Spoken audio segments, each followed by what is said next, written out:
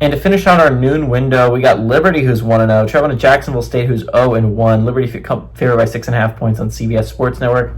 Ethan Vasco for the Flames went 19-33, threw for 197 yards, 3 touchdowns, 0 interceptions. Also led his team on the ground with 13 carries for 63 yards and a touchdown. Reese Smith had 6 catches for 46 yards and a touchdown. Gavin Wimsett for the Gamecocks went 15-29, threw for 139 yards, 0 touchdowns, 1 interceptions. Cam Cook led his team on the ground with 17 carries for 75 yards, and led his team through the air with the receiving area for 4 catches for 43 yards.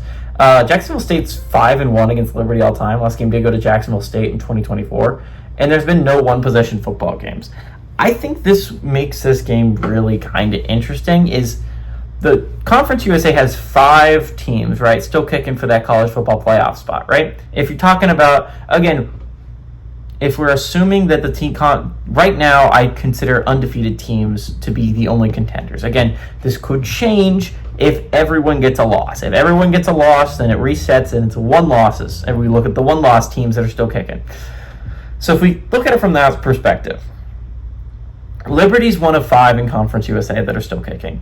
Liberty's probably 1 of 2 realistically that can compete for a playoff spot. Liberty is probably Conference USA's best shot at getting into the college football playoffs because Liberty is 1 of like 2 or 3 group of 5 teams that doesn't have to play a Power 4 opponent. San Diego State's another, and Air Force is another. I think there might be 1 or 2 more, but Liberty's 1 of very few group of 5 opponents that get that easy schedule.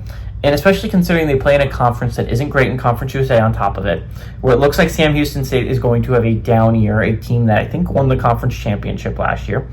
If you're talking about that in that regard, right, then really there's only 3 good teams in Conference USA. And if you could go on the road and beat Jacksonville State, that would be massive, right? You're talking about a chance to get one of the harder games on your schedule just out of the way.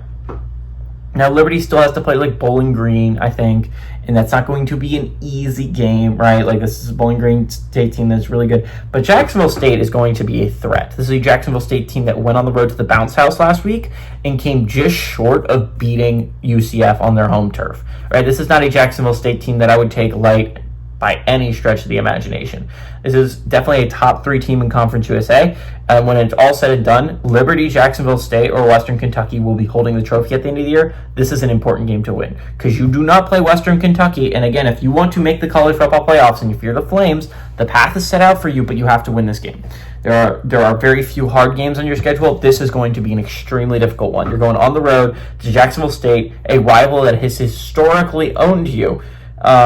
And I feel like it's going to be a really, really interesting game from that perspective. This is so important for the college football playoff picture. When you're talking about group of 5 contenders, if Liberty could get knocked out this early, Conference USA's hopes really ride entirely on Western Kentucky, and we'll see if they can survive Toledo, right? The likelihood of Florida International beating Penn State is almost 0. The chances of, who's the other contender that they still have? New Mexico State is going to get caught up at some point. It's just like that's probably not a viable contender for the college football playoff spot as New Mexico State.